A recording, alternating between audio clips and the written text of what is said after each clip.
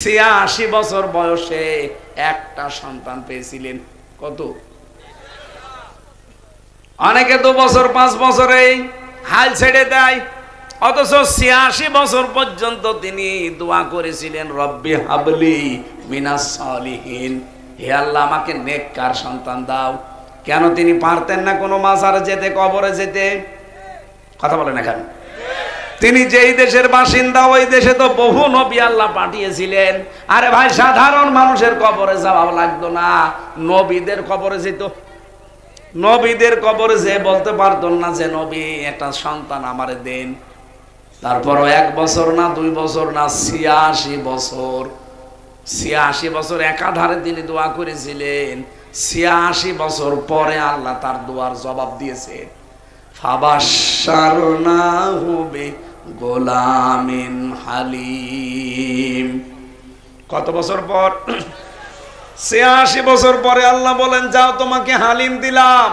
হালিম মানে চাচা হালিম। কোন হালিম? চাচা হালিম, মামা হালিম না। আল্লাহ বলেন, তোমার আমি ধৈর্যশীল সন্তান দিলাম, যাও। হযরত ইব্রাহিম এই দোয়াটা যখন কবুল হয়েছে, জিবরাইল যখন জানিয়েছে, তখনই তিনি সিদ্ধান্ত নিয়েছেন যে কেমন হালিম দিয়েছে, আমি হালিম দেখব। খুব ভালো করে খেয়াল করবেন, এখানে একটা তথ্য আছে।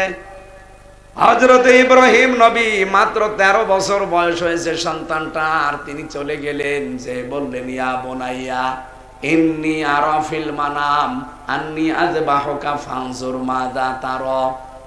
আমি স্বপ্নে দেখলাম তোমাকে জবাই করছে, এখন তুমি বলো তোমার রায় কি?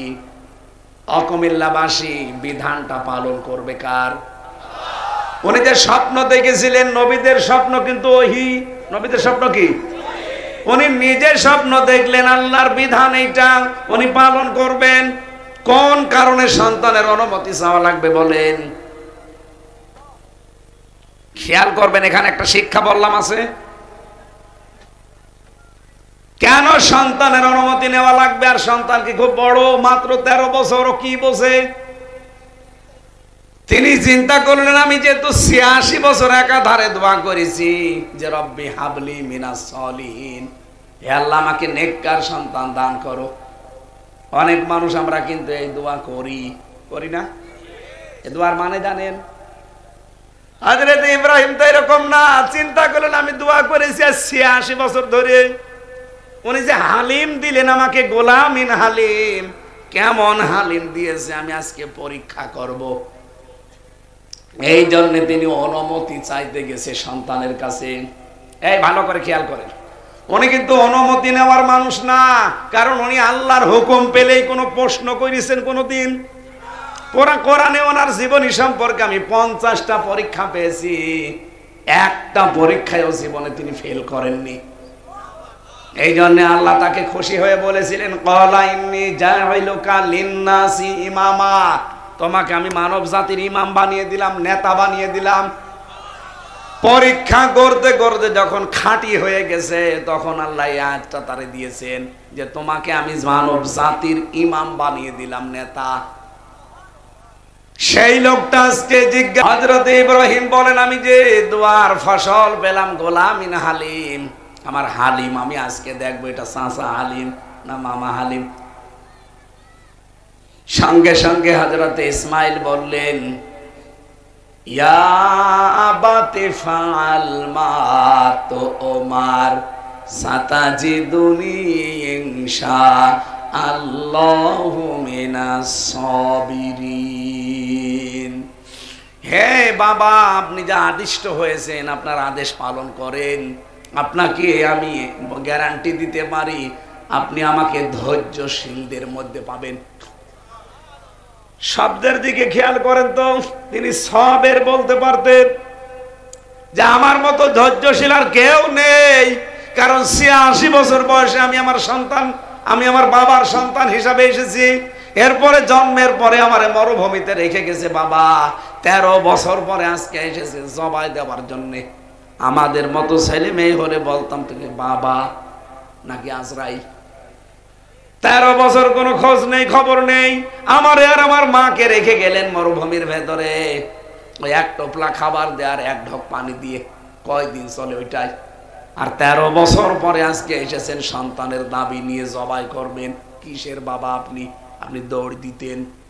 অথচ ইসমাইল বলেছে রব্বুল আলামিন সাতাজিদুনি, সিন শব্দটা ব্যবহার করা হয় আরবি গ্রামার অনুযায়ী সিন, সাউফা, কদ, লাম 13টা অক্ষর আছে। কোন সেন্টেন্সের আগে যদি একটা আসে অর্থ হয় অতি তাড়াতাড়ি। উনি জানালেন অতি তাড়াতাড়ি আপনাকে আমার আল্লাহ দেখাবে, হে আমার বাবা, হে আমার পিতা, ইনশাআল্লাহ, যদি আল্লাহ চায়। মিনাস সাবির বলেননি, সাবিরিন। আমার মতো ধৈর্যশীল আরো আছে দুনিয়ায়, আমি একা না। কারণ আমি একা ধৈর্যশীল এটা বললে অহংকার চলে আসতে পারে। কথা বলেন না কেন? অতটুকু কি হালিম আল্লাহ দিলেন দেখেন। 13 বছর বয়সে নিজেকে অহংকার মুক্ত করার জন্য সাবিরিন দিলেন। এতটুকু সন্তান যদি নিজেকে অহংকার মুক্ত করার জন্য সাবের না বলে সাবিরিন বলে, তা আমরা কোথায় আছি? হযরত ইব্রাহিম আল্লাহর বিধান এবার পালন করবেন, ইসমাইল আল্লাহর বিধান পালন করতে সাহায্য করবেন। দুইজনে রাজি হয়ে গেছে। আল্লাহ পাক বলেন ওই সময় ডাক দিলাম, ফালাম্মা আসলামা ওয়া তাল্লাহু লিল জাবিন। এখানে আলেম না এগুলো? আসলামা দিবসন।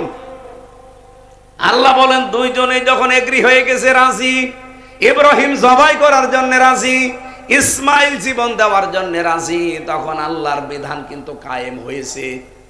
কথা বলেন না কেন? এখন ইব্রাহিম যদি বলতেন আমি জবাই করব, ইসমাইল নবী যদি বলতেন না আমি জবাই হব না, বলেন তো আল্লাহর বিধান কায়েম হতো? আরো জোরে বলেন। রব্বুল আলামিন বলেন ঠিক আমি তখন তাদেরকে ডাক দিয়েছি, ওয়ানাদাইনাহু আইয়া ইব্রাহিম قد صدقت الرؤيا إنا كذلك نجزي المحسنين। আমি ডাক দিয়ে বললাম ইব্রাহিম আর জবাই দেওয়া লাগবে না সন্তানকে, ওই যে জিবরাইলকে দিয়ে দম্বা পাঠিয়েছি ওইটা জবাই করে দাও, তোমার আদেশ পালন হয়ে গেছে। আমি আল্লাহ চাইনি যে সন্তানটা জবাই হোক, আমি চেয়েছি তোমার ইচ্ছাটা